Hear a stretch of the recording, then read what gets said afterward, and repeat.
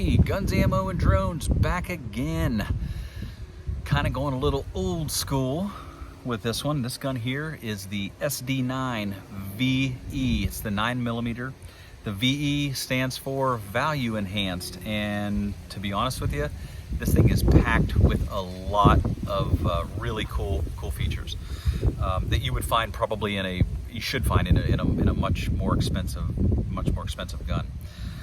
Now this gun here is actually one of the newer ones. These are still in production, and this one here is definitely a budget gun. I got this one for well under $200, and I was really happy through Gunbroker. You know, I did one of the auctions, and I think I might have been the only bidder. There might have been one other guy, but I ended up getting this one really cheap.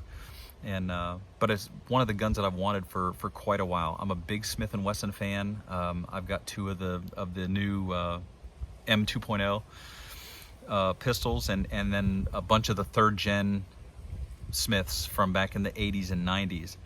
And about 8 or 9 years ago, I bought my dad the 40 caliber version of this, and if it wasn't for me overloading some reloads one time, I kind of blew the gun up, but we were able to get it fixed. Smith&Wesson sent us the parts, no problem, and we were able to fix it. But it's a fantastic gun.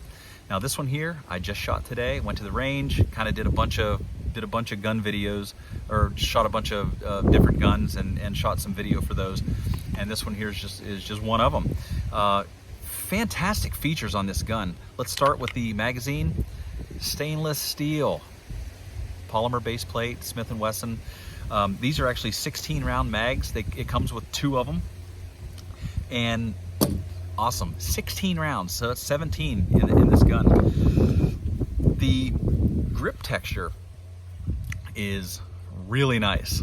Now, I don't remember the one that I got my dad, if his didn't have this as aggressive texture. So you got 2 different kinds. You have the sandpaper feel right here. I don't think it's the same as the new M2.0s, but it's really close. It's really close. It's probably 75% of the same texture on the side panel here, and then also on the other side. Now, where this thing is really aggressive is this pyramid checkering back here. It's got it on the back here, and then it also has it on the front. This is really aggressive, and so it kind of gives you 2 things to choose from, but it's very aggressive. Again, this gun will not come out of your hand. If your hand's wet, sweaty, if you've got mud on it, you're going to be able to get a really good grip on this gun. It even has the same texture right up here in the little the finger indent right there, as you can see. Now the light I put on here, I'm going to go ahead and take it off, and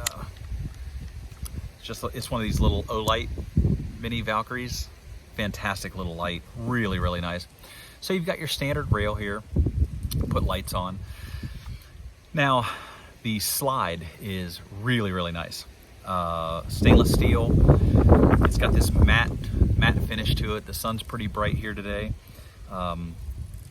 It's really nice finish, and you can see the slide serrations here are super aggressive. I mean, they're really aggressive. You have no problems grabbing this thing and cocking the gun. You also have the ones up front in case you're one of the guys that like to do press checks and putting your fingers up near the barrel. Then this gun is really nice for that. Now this one here also has loaded chamber view window, little viewport here where you can see whether you have a round in it. So that's a really nice safety feature. It does have the 2-part trigger here. A lot of people don't like them, but I'll be honest with you, it's a nice trigger. The thing shot fantastic. I had no issues with this gun whatsoever. It was a real pleasure. The magazine release is pretty big. Now it's not reversible, so you're kind of out of luck if you're a left-hander. But it's big. It's pretty positive. And speaking of the positive, so is the eject. It's really nice. It kind of falls out. It doesn't get pushed out like a lot of the other ones, but it's still nice. Plastic sights, I'm perfectly fine with that. This gun was very inexpensive, so I'm not expecting steel sights or anything like that. But these the sights were really, really nice today. I will tell you that it did come. It is unloaded, by the way. All right.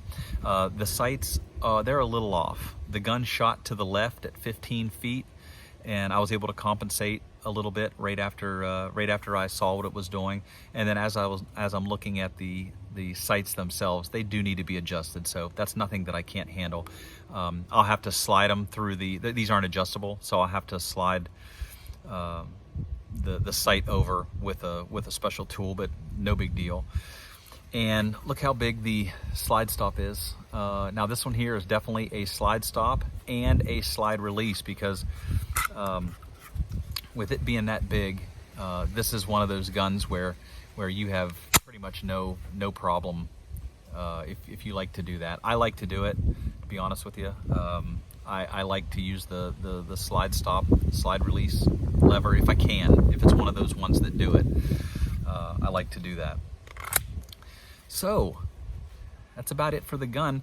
You know what? I could easily take this thing down and show you the inside.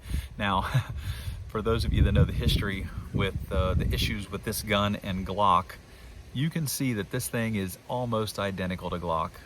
There's just a couple small little differences, but I tell you what, it's so close that it's not even funny. I guess Smith&Wesson still has to pay Glock a little bit of money every time they sell these guns that look like this. But it does have a nice recoil spring and guide rod, stainless barrel, and the inside looks like a Glock, but back in here where all the fire control is and whatnot, no, that's totally different. You can actually kind of see, if you're a Glock fan, you'll know that this looks totally different than Glock.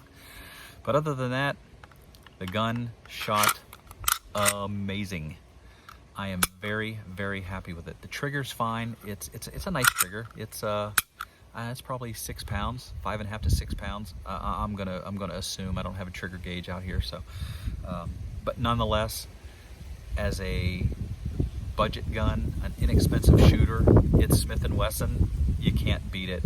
I would still trust this gun with my life and somebody else's if I needed to use it. Great gun. If you get a chance to get one of these, go on Gunbroker. You should be able to find one of these really, really, really cheap, considering what it is and what all the features have on it. So I'm going to show a video of it shooting here. Sorry about the lighting inside the range. It's an indoor range. Next time I'll take a light with me, or I'll turn the light on my phone, and enjoy the video. Hey, thanks for stopping by. See you guys.